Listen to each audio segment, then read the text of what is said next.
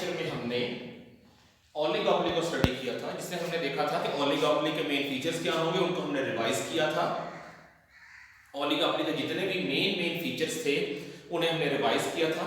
फिर हमने हमारे सिलेबस में जो ओलिगोपोली है वो दो तरह की है, एक है क्लूसिव ओलिगोपोली और दूसरी है non collusive oligopoly. Collusive oligopoly where firms cooperate with each other. Collusive oligopoly एक ऐसी कंडीशन है जिसमें फर्म्स एक दूसरे के साथ कोऑपरेट करती हैं डिफरेंट मैटर्स के ऊपर, प्राइस के मुतालिक, मार्केट सप्लाई के मुतालिक, कंपटीशन के ऊपर, राइवलरी के ऊपर, कई तरह के मॉडल इसमें हैं। हमने इसमें मॉडल पढ़ा था कल कार्टेल। कार्टेल क्या था? जब फर्म्स डेलिबरेटली मिलके सप्लाई को शॉर्ट करती हैं, सप्लाई को फॉल करवाती हैं ताकि प्रोडक्ट की प्राइस को बढ़ाया जा सके, कस्टमर से हाई प्राइस चार्ज की जा सके अपने आउटपुट के लिए। इससे होता क्या है, अगर फर्म हाई प्राइस चार्ज करेगी दो इंपैक्ट आएंगे। पहली बात तो है हाई प्राइस की वजह से फर्म की पर यूनिट प्रॉफिटेबिलिटी बढ़ जाएगी, लेकिन दूसरी तरफ प्राइस के बढ़ने से मार्केट की डिमांड में थोड़ी सी कमी आएगी। लेकिन क्योंकि इन फर्म कार्टेल उसी इंडस्ट्री में बनता है जहां चीजों की डिमांड प्राइस के हिसाब से इनइलास्टिक हो, सो प्राइस का बड़ा चेंज डिमांड को बहुत ज्यादा डिक्रीज नहीं करता, सो फर्म्स गेन करती हैं कार्टेल बना के। आज हम बनाते हैं दूसरा non collusive oligopoly.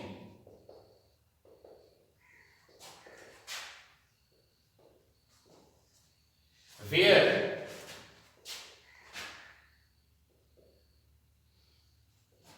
firms do not cooperate with each other।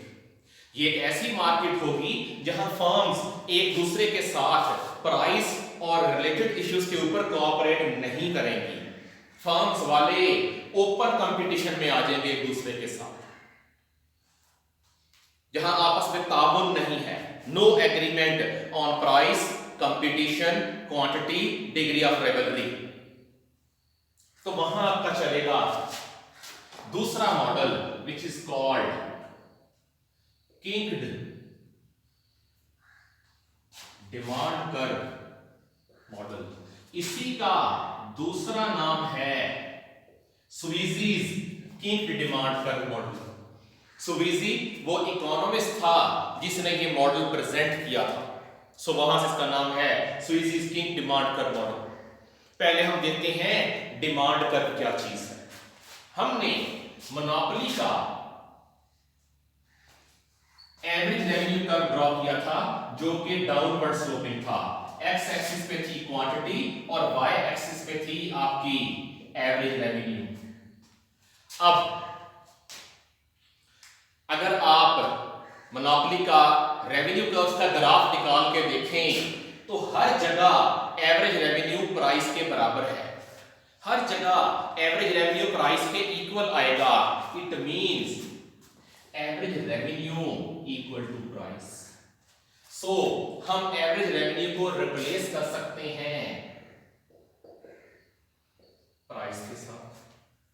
तो y एक्सिस पे आ गई प्राइस, x एक्सिस पे आ गई क्वांटिटी। तो कोई ऐसा ग्राफ जिसमें x एक्सिस पे क्वांटिटी हो, जिसमें y एक्सिस पे प्राइस हो और वो curve left to right downward sloping हो, ये तो डिमांड कर्व होता है बेसिकली। अगर आपको चैप्टर नंबर 2 याद हो, डिमांड कर्व भी तो ऐसे ही बना था। x एक्सिस पे क्वांटिटी थी, y एक्सिस पे प्राइस थी और जो कर्व था वो left to right downward sloping था। So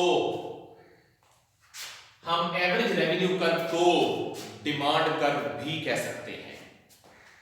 average revenue curve is also called demand curve. हम एवरेज रेवेन्यू कर्व को डिमांड कर्व भी कह सकते हैं, बल्कि कहते हैं। अब ये किंक क्या चीज है? किंक डिमांड कर्व मॉडल कहलाता है ये। तो किंक क्या चीज है? फर्म्स एक दूसरे से कोऑपरेट करना चाहें या ना करना चाहें। हमने ओलिगोपोली के फीचर्स में पढ़ा था, firms are interdependent on each other. Firms वाले प्राइस के डिसीजन करते हुए, मार्केट सप्लाई के डिसीजन करते हुए, अपनी मार्केटिंग स्ट्रेटजी बनाते हुए दूसरी फर्म्स के ऊपर डिपेंडेंट होते हैं। जब फर्म्स वाले इंटरडिपेंडेंट होंगे तो चाहे वो कोऑपरेट करें या ना करें, उन्हें हर सूरत एक दूसरे के डिसीजंस को देखना पड़ेगा कि दूसरी फर्म्स वाले क्या डिसीजन ले रहे हैं। तो होगा क्या, ये एक फर्म का एवरेज रेवेन्यू कर्व हो गया, किसी दूसरी फर्म का एवरेज रेवेन्यू कर्व अलग होगा, तीसरी फर्म का एवरेज रेवेन्यू कर्व अलग होगा। होगा क्या, तमाम फर्म्स का एवरेज रेवेन्यू कर्व जब मर्ज होगा तो उसके अंदर टेढ़ापन आ जाएगा, एवरेज रेवेन्यू कर्व टेढ़ा हो जाएगा। उसी टेढ़े एवरेज रेवेन्यू कर्व को कहते हैं किंक्ड डिमांड कर्व या किंक्ड एवरेज रेवेन्यू कर्व। अभी हम उसके पीछे लॉजिक देखते हैं कि डिमांड जो नॉन क्रूसिव ओलिगोपोली का एवरेज रेवेन्यू कर्व है या डिमांड कर्व है, उसके अंदर किंक क्यों आएगा। मैं अज्यूम कर रहा हूं सिंपलिसिटी के लिए, मार्केट में दो ही फर्म्स हैं। ये कोई ऐसी ओलिगोपोली इंडस्ट्री है जिसमें टोटल दो ही फर्म्स हैं, फर्म ए और फर्म बी। टोटल दो फर्म है मार्केट के अंदर। वैसे तो ऐसी मार्केट जिसमें दो फर्म्स हो वो कहलाती है ड्यूपली, लेकिन ड्यूपली कोई अलग से काइंड नहीं है, बेसिकली ये ओलिगोपोली की ही एक काइंड है। मैं सिंपलिसिटी के लिए अज्यूम कर रहा हूं कि मार्केट में सिर्फ दो फर्म्स हैं, फर्म ए और फर्म बी। ये आ गया फर्म ए का एवरेज रेवेन्यू कर्व ARA, ये आ गया फर्म बी का एवरेज रेवेन्यू कर्व ARB। दोनों के डिमांड कर्व या एवरेज रेवेन्यू कर्व्स एक दूसरे को इंटरसेक्ट कर रहे हैं, एक दूसरे को कट कर रहे हैं। अब होगा क्या, जो मैं इस क्वांटिटी को ले रहा हूं, Q1 क्वांटिटी को, देखते हैं क्या हो रहा है। फर्म ए की प्राइस कम है, प्राइस ऑफ ए कम है, प्राइस ऑफ बी ज्यादा है। इस क्वांटिटी पे आके फर्म ए की प्राइस कम है, फर्म बी की प्राइस ज्यादा है। हमने ओलिगोपोली के फीचर्स में पढ़ा था, इनकी प्रोडक्ट नियरली सिमिलर होती है, एक दूसरे से मिलती जुलती होती है। जब फर्म ए और फर्म बी दोनों की प्राइस सेम है तो फिर कस्टमर हाई प्राइस क्यों पे करेगा, वो लो प्राइस वाली फर्म से उस गुड को परचेज क्यों ना करे। सो होगा क्या, फर्म बी के ये वाले यूनिट नहीं बिके, क्योंकि ये यूनिट फर्म बी महंगे रेट पे बेच रही है। सो फर्म बी के जो हाई प्राइस वाले यूनिट हैं वो नहीं बिकेंगे। यहां इस Q2 क्वांटिटी वाले यूनिट्स पे देख लें,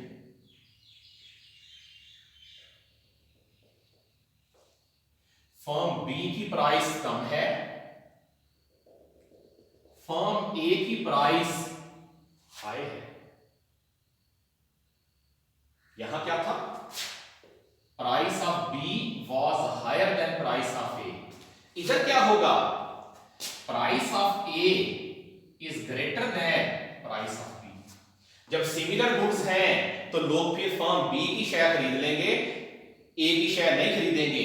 ए के ये वाले यूनिट नहीं बिकेंगे क्योंकि ये हाई प्राइस के ऊपर है, तो ए के ये वाले यूनिट बिकना बंद हो जाएंगे। तो दोनों फर्म्स का जो एवरेज रेवेन्यू कर्व है या जो डिमांड कर्व है उसका कुछ पोर्शन कट हो जाएगा, कैंसल हो जाएगा। डिमांड कर्व बचा कैसा, डिमांड कर्व सिर्फ बच रहा है ये वाला पोर्शन। इसी टेढ़े डिमांड कर्व को कहते हैं किंक डिमांड कर्व। अगर मैं इस किंक डिमांड कर्व को अगर मैं इन दोनों के कंबाइंड डिमांड कर्व को ड्रॉ करूं यहां पे राइट साइड पे, तो ये इस फॉर्म में बनेगा जाके। इधर आ गई क्वांटिटी, इधर आ गया एवरेज रेवेन्यू। दोनों फर्म्स का एवरेज रेवेन्यू कर्व मिलके एक हो गया। ये इस कर्व के अंदर टेढ़ापन आ रहा है, इसी टेढ़े कर्व को कहते हैं किंक्ड डिमांड कर्व। और ये डिमांड कर्व अब किसी एक फर्म को रिप्रेजेंट नहीं कर रहा, ये फर्म ए को भी रिप्रेजेंट कर रहा है और फर्म बी को भी रिप्रेजेंट कर रहा है। दैट्स व्हाई ओलिगोपोली की फर्म अगर आपस में कोऑपरेट ना भी करें तब भी इनका एवरेज रेवेन्यू का कर्व एक ही बनेगा। अब आते हैं मार्जिनल रेवेन्यू कर्व की तरफ। ये फर्म ए का मार्जिनल रेवेन्यू कर्व, ये फर्म बी का मार्जिनल रेवेन्यू कर्व। दोनों के revenue curve, marginal revenue curves एक दूसरे से अलग है। जब इनके एवरेज रेवेन्यू कर्व्स मिलके एक हो गए हैं तो फिर मार्जिनल रेवेन्यू के कर्व भी मिलके एक होंगे। अब ये तो कहीं किसी जगह पे ज्वाइन हो ही नहीं रहे, हम करेंगे क्या, इनको किसी एक पॉइंट से आपस में ज्वाइन कर देंगे। और वो पॉइंट कौन सा होगा, ये वही वाला पॉइंट होगा जहां एवरेज रेवेन्यू कर्व मिलके यूनाइट हुए थे। सो जिस जगह पे एवरेज रेवेन्यू कर्व यूनाइट हुए थे वहां से एक लाइन इन दोनों के कर्व्स को आपस में मिला देगी। इस पॉइंट से आगे वाला मार्जिनल रेवेन्यू कर्व कैंसिल हो जाएगा, इससे पीछे वाला भी कैंसिल हो जाएगा। इस तरह से दोनों फर्म्स का मार्जिनल रेवेन्यू का कर्व वो भी सेम हो जाएगा, एक हो जाएगा। तो जब हम नॉन कलूसिव ओलिगोपोली में किंक्ड डिमांड कर्व मॉडल पढ़ेंगे तो उसमें दोनों फर्म्स के जो डिमांड कर्व्स हैं वो मिलके एक हो जाएंगे। अब ये दोनों डायग्राम आपकी बुक में नहीं दी गई। आपकी बुक में स्टडी टेक्स्ट में जो डायग्राम बनाई गई है वो डायरेक्टली बनाई गई है, इसकी डेरिवेशन उन्होंने नहीं दी। आप भी एग्जाम में डेरिवेशन नहीं देंगे, आप भी बुक की तरह डायरेक्टली वही डायग्राम ड्रॉ करेंगे जो फाइनल होगी। वो डायग्राम मैं यहां पे ड्रॉ करने जा रहा हूं लेफ्ट साइड पे। ये आपकी फाइनल डायग्राम है, ऐसी ही डायग्राम आप एग्जाम में ड्रॉ करेंगे। इस तरफ आ गई क्वांटिटी, इस तरफ आ गए revenues and cost and price. Left side पे आपके रेवेन्यूज, मतलब वाई एक्सिस पे रेवेन्यूज, कॉस्ट एंड प्राइस। अब हमें एक तो चाहिए एवरेज रेवेन्यू कर्व, ये आ गया एवरेज रेवेन्यू कर्व कंबाइंड। और क्या चाहिए, मार्जिनल रेवेन्यू कर्व, ये आ गया दोनों का कंबाइनली मार्जिनल रेवेन्यू कर्व। अब हमें इक्विलिब्रियम के लिए चाहिए मार्जिनल कॉस्ट। मार्जिनल कॉस्ट का कर्व ड्रॉ करना, ये आपका आ गया मार्जिनल कॉस्ट का कर्व। इस पॉइंट पे बना इक्विलिब्रियम, ये वाली क्वांटिटी मार्केट में सेल होगी। अब हमें तो चाहिए प्राइस। प्राइस के लिए क्या करेंगे, इस क्वांटिटी से एक लाइन लेके जाएंगे एवरेज रेवेन्यू कर्व तक। तो एक लाइन लेके गए एवरेज रेवेन्यू तक, इस पॉइंट पे कट किया, ये आपकी प्राइस डिसाइड हो गई। Firms O Q quantity sell करेंगी मार्केट में और तमाम firms A Q price charge करेंगी।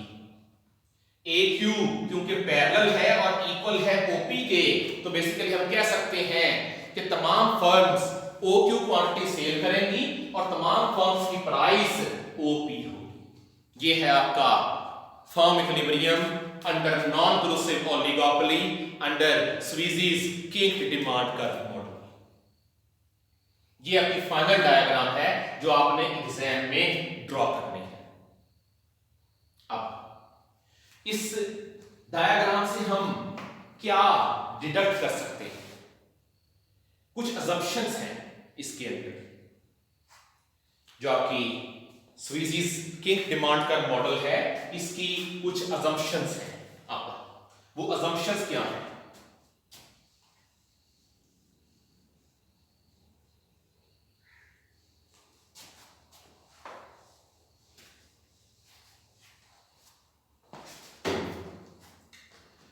assumptions and established market price of the product exists। जिस चीज की हम बात कर रहे हैं उस शेयर की मार्केट में ऑलरेडी एक सेट प्राइस मौजूद है। जिस तरह अगर हम सीमेंट, मैंने कल एग्जांपल दी थी सीमेंट इंडस्ट्री की, तो सीमेंट इंडस्ट्री हमेशा कार्टेल नहीं बनाती, आमतौर पे ये किक डिमांड कर्व को ही फॉलो करते हैं। तो उस शेयर की मार्केट में ऑलरेडी एक सेट प्राइस होनी चाहिए। दूसरा, फर्म्स शुड बी इंटरडिपेंडेंट, के फर्म्स वाले जो हैं वो अपने फैसले, अपनी प्राइस के और दूसरे डिसीजंस एक दूसरे को देख के करने वाले। वैसे अगर ये अजम्पशन ना भी ली जाए, ओलिगोपोली का मतलब ही ये है फर्म्स आर इंटरडिपेंडेंट। तीसरा, इन्हें अजम्पशंस भी कह सकते हैं और इन्हें डिडक्शंस भी कह सकते हैं। अब मैं ये आपकी फाइनल डायग्राम है, इसको आपने नहीं छेड़ना, एग्जाम में इतनी ही ड्रॉ करेंगे। अब मैं इस डायग्राम के अंदर कुछ चेंजिंग करने जा रहा हूं। हम यहां देख रहे हैं तमाम फर्म्स एक ही रेट के ऊपर अपना आउटपुट सेल कर रही हैं, तो क्या फर्म्स वाले कोई कॉम्पिटिटिव स्ट्रेटजी नहीं बना सकते? मसलन एक फर्म ये सोचती है कि मैं अपनी प्राइस जरा कम कर दूं, उससे क्या होगा कि एक फर्म सोचती है हम अपनी प्राइस कम करते हैं, लॉ ऑफ डिमांड प्रिवेल करेगा और प्राइस के कम होने से हमारा कस्टमर बढ़ जाएगा, दूसरी फर्म्स के कस्टमर हमारे पास आ जाएंगे। फर्म ने प्राइस कम की, कितनी कर दी, P डैश कर दिया, प्राइस के अंदर सिग्निफिकेंट डिक्रीज ले आई, डिमांड बढ़ी, कितनी की बढ़ी, थोड़ी सी, डिमांड में थोड़ा सा इजाफा हुआ। सो फर्म के लिए, किसी भी फर्म के लिए प्राइस कम करना कोई बेनिफिशियल सौदा नहीं होगा। वजह क्या है? ये जो किंक है, जो किंक है, किंक के बाद डिमांड कर्व इनइलास्टिक है और किंक से पहले डिमांड कर्व इलास्टिक है। सो अगर कोई फर्म अपनी प्राइस कम करती है दूसरी फर्म्स के कस्टमर को अपनी तरफ अट्रैक्ट करने के लिए, क्योंकि डिमांड कर्व इनइलास्टिक है, तो फर्म को ज्यादा कस्टमर नहीं मिलेगा, प्राइस की रिडक्शन ज्यादा हो जाएगी, जबकि डिमांड का इंक्रीज इतना नहीं होगा कि फर्म को बहुत ज्यादा फायदा हो सके। सो फर्म के लिए प्राइस कम करना बेनिफिशियल नहीं होगा। सो क्या होगा? If a firm reduces price, the demand won't increase too much because demand curve after the kink is inelastic। के किंग के बाद जो डिमांड कर्व है ये इनइलास्टिक है। सो फर्म के लिए प्राइस को कम करना कोई बहुत बेनिफिशियल सौदा नहीं होगा, कोई बहुत बेनिफिशियल डिसीजन नहीं होगा, क्योंकि प्राइस के कम होने से फर्म के रेवेन्यू में कमी आएगी, डिमांड नो डाउट बढ़ेगी, लेकिन चूंकि डिमांड कर्व इनइलास्टिक है सो डिमांड बहुत ज्यादा इंक्रीज नहीं करेगी। दूसरा, moreover other firms will also follow that reduce the prices। और जैसे ही एक फर्म कंपटीटिव एडवांटेज लेने के लिए अपनी प्राइस कम करेगी, बाकी सारी फर्म्स उसको फॉलो करना शुरू कर देगी, बाकी फर्म्स वाले भी अपनी प्राइस रिड्यूस कर देंगे। सो एक तो ऑलरेडी डिमांड कर्व इनइलास्टिक था तो क्वांटिटी में बहुत ज्यादा इंक्रीज नहीं आ रहा था, ऊपर से क्या हुआ, एक फर्म ने अपनी प्राइस रिड्यूस की, बाकी सब ने उसको फॉलो कर लिया, बाकियों ने भी अपनी प्राइस कम कर दी। इफेक्ट क्या आया? जब सबकी प्राइस ही कम हो गई तो फर्म को जो एक्स्ट्रा कस्टमर मिलने थे वो तो अब नहीं मिलेंगे। सो नॉन क्लूसिव ओलिगोपोली में किसी भी फर्म के लिए प्राइस रिड्यूस करना बेनिफिशियल स्ट्रेटजी नहीं होती। चले प्राइस रिड्यूस नहीं करते, प्राइस बढ़ा के देख लेते हैं कि एक फर्म अपनी प्राइस इंक्रीज कर दे ताकि डिमांड में थोड़ी कमी आएगी लेकिन एटलीस्ट फर्म का रेवेन्यू बढ़ जाएगा। तो वो देख लेते हैं। If a firm reduces price, increases the price, the demand will decrease too much because demand curve is elastic before king. King से पहले जो डिमांड कर्व है वो इलास्टिक है। अगर कोई फर्म अपनी प्राइस इंक्रीज करती है, फर्म ने थोड़ी सी प्राइस इंक्रीज कर दी, ये P डबल डैश थोड़ा सा प्राइस को इंक्रीज कर दिया, इफेक्ट क्या आया? फर्म की डिमांड बहुत ज्यादा कम हो जाएगी। वजह क्या है? किंग से पहले डिमांड कर्व इलास्टिक है। फर्म अपनी प्राइस थोड़ी सी इंक्रीज करेगी, होगा क्या? इसका कस्टमर दूसरी फर्म्स के पास जाना शुरू हो जाएगा, ये अपना कस्टमर लूज कर देगी। सो किसी भी फर्म के लिए ये कोई बेनिफिशियल स्ट्रेटजी नहीं है कि वो अपनी प्राइस इंक्रीज करे। More other firms won't follow the increase in price. इसके अलावा एक और काम भी होगा। अगर कोई फर्म अपनी प्राइस इंक्रीज करती है कि अपनी शेयर को महंगा बेच सके, पहली बात तो यह है कि डिमांड कर्व इलास्टिक है, उसका इफेक्ट क्या आएगा कि फर्म का कस्टमर बहुत ज्यादा कम हो जाएगा, फर्म की डिमांड बहुत ज्यादा कम हो जाएगी। दूसरा क्या है? जब ये प्राइस इंक्रीज करेगी तो बाकी फर्म्स वाले इसे फॉलो नहीं करेंगे। जब बाकी फर्म्स वाले इसे फॉलो नहीं करेंगे, इफेक्ट क्या आएगा कि इस फर्म का कस्टमर दूसरी फर्म्स के पास चला जाएगा, इस फर्म की जो आउटपुट है उसकी डिमांड बहुत ज्यादा कम हो जाएगी। सो फिर फर्म करे क्या? अगर ये प्राइस रिड्यूस करती है तो बाकी सारी फर्म्स इसे फॉलो कर लेती हैं, इसे फायदा नहीं होता। और अगर ये प्राइस इंक्रीज करती है तो कोई भी दूसरी फर्म इसे फॉलो नहीं करती, इसे नुकसान हो जाता है। तो फिर करे क्या? ओलिगोपोली के अंदर हर फर्म के लिए एक ही फायदा है कि मार्केट के अंदर जो प्रिवेलिंग प्राइस चल रही है अपना आउटपुट उसी प्राइस के ऊपर सेल कर दे। वजह क्या है? प्राइस रिड्यूस करेगा तो सारे फॉलो कर लेंगे उसको, और अगर प्राइस इंक्रीज करेगा तो कोई भी फॉलो नहीं करेगा इसको। सो फर्म को चाहिए ना तो प्राइस इंक्रीज करे और ना ही प्राइस डिक्रीज करे, बल्कि जो प्राइस ऑलरेडी मार्केट में प्रिवेलिंग चल रही है उसी प्राइस को फॉलो करती रहे। अब आते हैं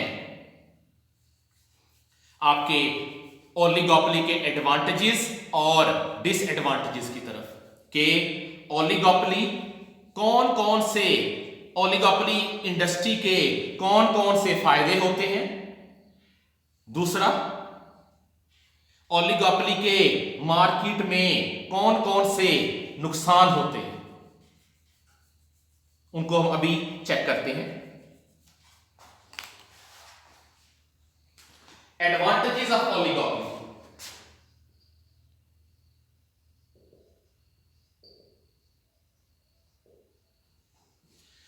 फर्म्स को ओलिगोपोली में ऑपरेट करने का फायदा क्या होता है? सबसे पहला फायदा price setting ability.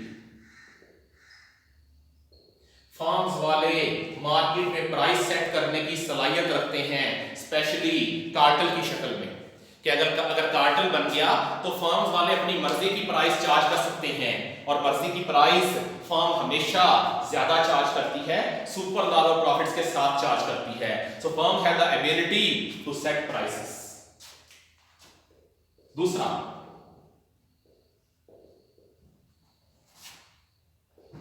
Super normal profits are possible. अगर फर्म्स वाले अपनी मर्जी की प्राइस सेट करेंगे तो होगा क्या, फर्म्स वाले सुपर नॉर्मल प्रॉफिट एंजॉय कर सकेंगे, स्पेशली कार्टेल के अंदर। तीसरा, a few players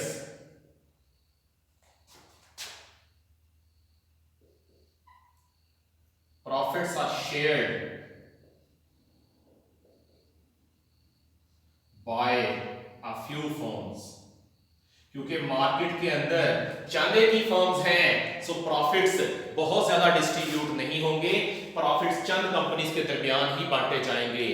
पूरी की पूरी इंडस्ट्री का जो पैसा है वो चंद हाथों तक महदूद रहेगा, तो ये भी एक अच्छी चीज है। जिस तरह पाकिस्तान की अगर टेलीकॉम इंडस्ट्री को देखें, टोटल 4 फर्म्स हैं, जैस, यूफोन, जोन और टेलीनॉर। इन फर्म्स का जितना भी रेवेन्यू या प्रॉफिट है, टेलीकॉम सेक्टर का जितना भी प्रॉफिट है, वो इन्हीं 4 फर्म्स के दरमियान डिस्ट्रीब्यूट हो रहा है, तो शेयरिंग कम होती है इसके अंदर। फिर customers can easily make comparisons between firms and products। जो डिफरेंट फर्म्स अवेलेबल हैं, कस्टमर उनके दरमियान इजीली कंपैरिजन कर सकते हैं कि किस फर्म की प्रोडक्ट कैसी है और किसी फर्म की प्राइस कैसी है। वजह क्या है कि मार्केट के अंदर जो नॉलेज है वो वाइड स्प्रेड है, परफेक्ट ना सही लेकिन नॉलेज वाइड स्प्रेड है। उसका इफेक्ट क्या होगा कि कस्टमर्स इनकी प्रोडक्ट्स को, इनकी प्राइसेस को इजीली कंपेयर कर सकते हैं। फिर सुपर नॉर्मल प्रॉफिट्स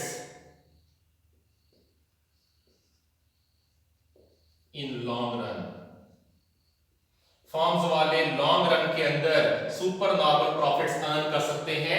वजह क्या है, मार्केट में एंट्री के ऊपर हाई बैरियर्स है। जब हाई बैरियर्स होंगे, सॉरी बैरियर्स हाई नहीं है, सिग्निफिकेंट है। सिग्निफिकेंट बैरियर्स टू एंट्री हैं, मार्केट में दाखिला नामुमकिन नहीं है लेकिन मुश्किल जरूर है। ओलिगोपोली के ज्यादातर जो फर्म्स हैं, ज्यादातर जो इंडस्ट्रीज हैं, उनमें कैपिटल रिक्वायरमेंट इतनी बड़ी है कि मार्केट में नई फर्म बहुत कम एंटर होती है। Fertiliser sector, petrochemical sector, telecom sector, cement sector, हर एक में कोई 40 से 50 बिलियन की कम से कम इन्वेस्टमेंट रिक्वायर्ड है, और ये इतना कैपिटल है जिसे अरेंज करना एक बड़े ग्रुप के लिए भी आसान नहीं है। फिर लॉन्ग टर्म स्ट्रेटजी। क्योंकि मार्केट में नई फर्म्स तो आ नहीं रही, सो फर्म्स वाले लॉन्ग रन में अपनी लॉन्ग टर्म की स्ट्रेटजी डिवाइस कर सकते हैं कि आने वाले सालों के अंदर हमने प्लांट को एक्सपेंड करना है या नहीं करना है, आने वाले सालों के अंदर हमने प्राइसेस क्या चार्ज करनी है, कार्टेल कब बनाना है। तो फर्म्स वाले एक लॉन्ग टर्म स्ट्रेटजी बना सकते हैं। ये कुछ मेन बेनिफिट्स या एडवांटेजेस हैं आपके ओलिगोपोली के।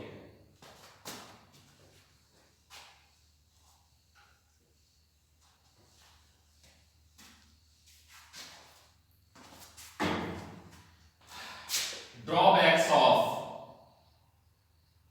ओलिगोपोली। ओलिगोपोली के ड्रॉबैक्स क्या हैं?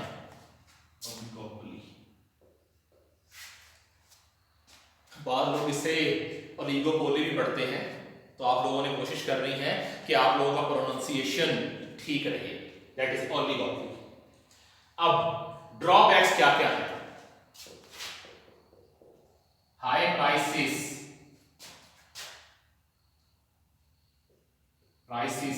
means extra burden for customers। Normally market के अंदर होता क्या है, एक का एडवांटेज दूसरे के लिए डिसएडवांटेज होता है। अगर फर्म्स वाले हाई प्राइस चार्ज करेंगे, वो हाई प्राइस पे किसने करनी है, कस्टमर ने अपनी जेब से पे करनी है, क्लाइंट ने अपनी जेब से पे करनी है। सो जब ओलिगोपोली की फर्म्स हाई प्राइस चार्ज करेंगी, इफेक्ट क्या आएगा, वो पैसा कस्टमर की जेब से जाएगा। जब कस्टमर हाई प्राइस पे करेगा तो कस्टमर के लिए ये एक डिसएडवांटेज होगा। दूसरा, लेस प्रोडक्ट इनोवेशन और इंप्रूवमेंट, क्योंकि फर्म्स को हाई प्रॉफिट मिल रहे होते हैं, इकोनॉमिक प्रॉफिट मिल रहे होते हैं, सुपर नॉर्मल प्रॉफिट्स अर्न कर रही होती हैं सेम प्रोडक्ट बेच के, तो उन्हें क्या जरूरत पड़ी है कि वो अपनी प्रोडक्ट को इनोवेट करें, वो अपनी प्रोडक्ट को पहले से इंप्रूव करें। सो ओलिगोपोली के अंदर आमतौर पे फर्म्स अपनी प्रोडक्ट को इंप्रूव नहीं करती। फॉर एग्जांपल, जिस तरह का सीमेंट आज से 20 साल पहले बन रहा था पाकिस्तान के अंदर, आज भी वैसा ही सीमेंट बन रहा है। जिस तरह का फर्टिलाइजर आज से 10 साल पहले बन रहा था, उसी तरह का फर्टिलाइजर आज भी बन रहा है। जिस तरह का petrol, diesel, kerosene oil, high octane oil Pakistan में 10 साल पहले मिल रहा था, आज भी वैसा ही है। फर्म्स वाले प्रोडक्ट को इनोवेट नहीं कर रहे। बात लोग ये कह सकते हैं कि टेलीकॉम सेक्टर तो इनोवेशन लेके आ रहा है, तो ये बता दूं पाकिस्तान के अंदर हमारी जितनी भी 4 फर्म्स मार्केट में ऑपरेट कर रही हैं, जैज, जोंग, यूफोन और टेलीनॉर, ये गवर्नमेंट ऑफ पाकिस्तान के आगे रेजिस्ट कर रही हैं कि फिलहाल आप 5G टेक्नोलॉजी मुल्क के अंदर अलाउ ना करें। क्यों? कि हमने हैवी इन्वेस्टमेंट कर रखी है 4G के अंदर। जब 5G आएगा तो हमें फिर से इन्वेस्टमेंट करनी पड़ेगी, एक्स्ट्रा इन्वेस्टमेंट करनी पड़ेगी। तो गवर्नमेंट ऑफ पाकिस्तान अगले कुछ सालों तक मुल्क के अंदर 5G टेक्नोलॉजी अलाउ ना करे। और गवर्नमेंट ऑफ पाकिस्तान ने कुछ हद तक उनकी बात को मान भी लिया है कि अगले 1-2 साल में पाकिस्तान के अंदर 5G टेक्नोलॉजी फिलहाल नहीं आएगी, फिलहाल उसके आने का इम्कान कम है। सो ये फर्म्स आमतौर पे प्रोडक्ट को इनोवेट नहीं करती। फिर significant barriers make the entry of new small firms difficult, क्योंकि मार्केट के अंदर सिग्निफिकेंट बैरियर्स एग्जिस्ट कर रहे हैं। सो मार्केट में किसी नए प्लेयर का आना मुश्किल है, स्पेशली छोटे लेवल के प्लेयर का, छोटी लेवल की फर्म का मार्केट में एंटर होना बहुत मुश्किल है। आप मुल्क के टेलीकॉम सेक्टर को देख लें, पिछले 6-7 साल के अंदर मुल्क के अंदर और कोई नई कंपनी एंटर नहीं हुई। आखिरी पाकिस्तान के अंदर कंपनी आने वाली जोंग थी, और जोंग भी किस फॉर्म में आई, जोंग ने पाकटेल को परचेज कर लिया था, वरना इन एक्चुअल जो लास्ट फॉर्म पाकिस्तान के अंदर एंटर हुई थी वो वारिद थी। सो इसी तरह अगर आप बात करें फर्टिलाइजर मैन्युफैक्चरर्स की, तो पाकिस्तान में एज पर माय नॉलेज, मेरे इल्म के मुताबिक आखिरी लगने वाली नई फर्टिलाइजर फैक्ट्री वो फातिमा फर्टिलाइजर थी, और फातिमा फर्टिलाइजर तकरीबन इंस्टॉल हुई थी 2011-12 के अंदर। सो मार्केट में नई फर्म बहुत मुश्किल में आती हैं, स्पेशली छोटी फर्म। अगर हम फातिमा फर्टिलाइजर की बात करें तो ये बहुत बड़ा ग्रुप है कि एक तो इन्होंने अपना प्लांट लगाया, और दूसरा फातिमा फर्टिलाइजर ने पाक अरब फर्टिलाइजर को एक्वायर कर लिया। सो मार्केट में सिंपली मार्केट में नई फर्म का दाखिला मुश्किल है। Industry suffers by price wars. Oligopoly के अंदर मैनी टाइम ये होता है कि फर्म्स वाले आपस में प्राइस वॉर स्टार्ट कर देते हैं। प्राइस वॉर का मतलब क्या है कि फर्म्स वाले जानबूझ के एक स्ट्रेटजी के तहत अपनी प्राइसेस कम करना शुरू कर देते हैं ताकि कंपटीटर्स को नुकसान पहुंचाया जा सके, कंपटीटर्स को मार्केट शेयर कम किया जा सके। That is called price war. अगर आप टेलीकॉम सेक्टर को देखें तो यूफोन ने बड़ी कामयाबी के साथ प्राइस वॉर खेली थी बाकी तमाम फर्म्स के साथ। यूफोन पीटीसीएल की होली ओन्ड सब्सिडरी है। यूफोन ने किया क्या, यूफोन की कॉस्ट कम थी, वजह बाकी तमाम फर्म्स वाले अपना नेटवर्क बिछाने के लिए उन्हें पोल इंस्टॉल करने पड़ते थे, इक्विपमेंट लगाना पड़ता था। पीटीसीएल की एक्सचेंजेस पूरे मुल्क के अंदर मौजूद हैं, उन एक्सचेंजेस के अंदर टावर्स भी मौजूद हैं। सो पीटीसीएल अपने ही टावर्स को यूज कर लेती थी यूफोन के लिए, यूफोन का इक्विपमेंट लगाने के लिए। दूसरा, यूफोन अपने जो पैकेजेस अनाउंस करता था, अपने जो बंडल्स अनाउंस करता था, उसके अंदर ये पीटीसीएल कॉल्स फ्री कर देता था। और इसी अपनी कॉस्ट की कमी की वजह से यूफोन अपने रेट कम रखता था।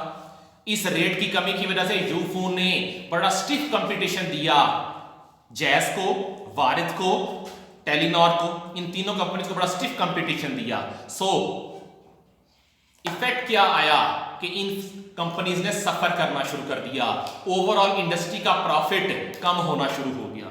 सो ओलिगोपोली के अंदर जो फर्म्स हैं ये प्राइस वॉर से बहुत ज्यादा मुतासिर होती हैं। यहां तक हमारा जो डिफरेंट टाइप का मार्केट स्ट्रक्चर है वो खत्म हो चुका है। हमने परफेक्ट कंपटीशन को पढ़ा, मोनोपोली पढ़ी, मोनोपोलिस्टिक कंपटीशन को देखा और ओलिगोपोली को देखा। अभी हमारे परफेक्ट कंपटीशन, मोनोपोली और मोनोपोलिस्टिक कंपटीशन के एडवांटेजेस और डिसएडवांटेजेस रहते हैं, उन्हें हम कल इंशाल्लाह पढ़ेंगे। दूसरा, इस डायग्राम को मैं आपको दोबारा से ड्रॉ करना सिखाऊंगा कि आप इस डायग्राम के बनाने में स्टूडेंट मेनली एरर कुछ ना कुछ छोड़ जाते हैं। वो एरर क्या होता है और उस एरर को किस तरह से रिमूव किया जा सकता है कि आपकी एरर करने का चांस 1% भी ना रहे, वो इंशाल्लाह हम लोग कल के लेक्चर में देखेंगे। आज आपका काम ये है कि आपने इसके एडवांटेजेस और डिसएडवांटेजेस को याद करना है, इसकी असम्पशंस देखनी है या इसके जो आउटकम्स आए थे उनको देखना है और इस डायग्राम का जो फाइनल डायग्राम है वो आपने ड्रॉ करनी है। अल्लाह।